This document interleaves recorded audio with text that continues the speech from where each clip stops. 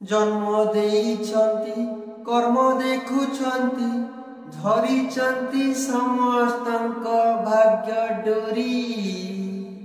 सारा संसार रे जेते भी अछन्ति केही नुए तांक परी।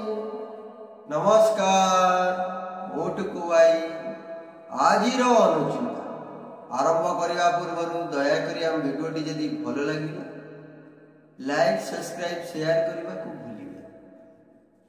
प्रथम थर मिछ कहवा सहज हो पाए किंतु परे केवल असुविधा देखा जाए एवं प्रथम थर सत कहवा कष्टकर किंतु परे केवल आराम दे।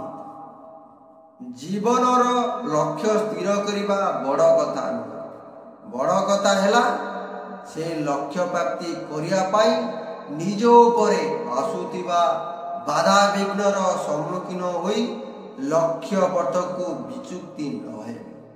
प्रत्येक प्राणी सत्य पालन करने नेसेसरी। सत्यवान सबू फील्ड रे विजय हासिल करता।